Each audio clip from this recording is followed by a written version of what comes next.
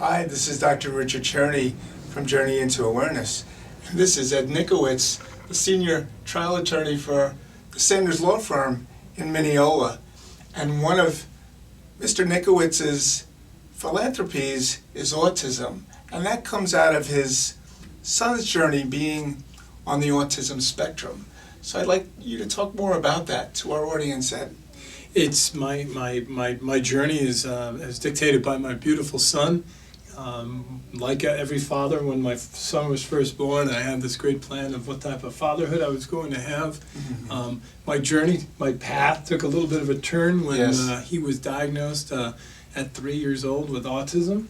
At first, my wife and I struggled with the diagnoses. Sure. and grieved the change in our future. Mm-hmm. But I think she is a special ed school teacher, and I'm just a dad who quickly embraced the world that we now had. Right. We became active members of Autism Speaks. I was the past fundraising chair for the Cody Center for Autism at Stony Brook University, and I've been involved with a number of other organizations. But I think most importantly, it's something that I've spoken about with friends before.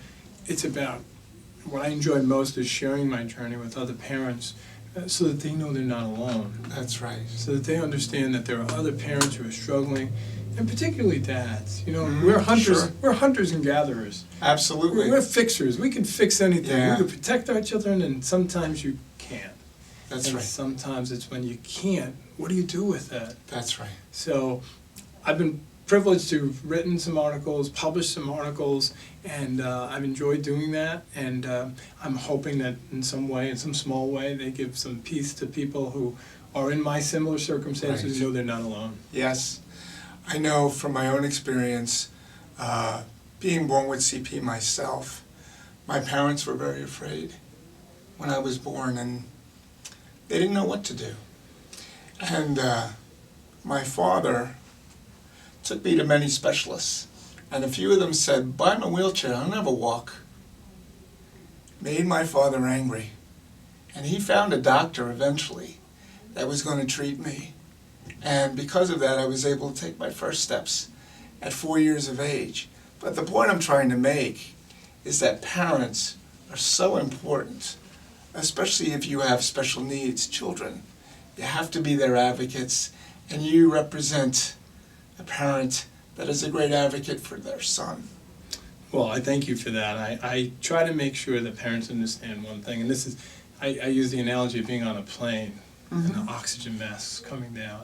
Yes. I explain to parents, look, you can be the most energized, passionate advocate in the world for your child.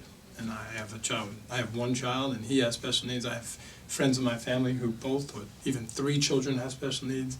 I remind them that in the midst of all this advocacy, it's important that you take time to take a breath from the oxygen mask yourself, because until you come to grips, until you go through a grief process, until you embrace your life, that's right, you're not going to be able to effectively help your own child. So put that oxygen mask on yourself, and then turn to your child so you can help them appropriately. And I'm sure your son has taught you a lot about yourself that nobody else could do because of his gift. And that's how I see it, from my perspective. It truly is. My son is just the most beautiful young man in that, and not in the sense that I tell people I've got the greatest, the most handsome, the tallest, the this, the that, the bestest. He's made me a better man. He's made me a better man because he's caused me to reflect on the blessings that I have, the challenges that we face, and the abilities that we have that we didn't know we always have. We did not know we'd have the strength to overcome some of these challenges. Sometimes my wife and I will wake up and look at each other and go, oh, just out of gas. Miraculously, by the end of the day, we're working with him on some new training, some new program, and or advocating within the school districts. And as I say to my wife and others, we have it, it's within us. But the gift is that this boy was the key to unlock that.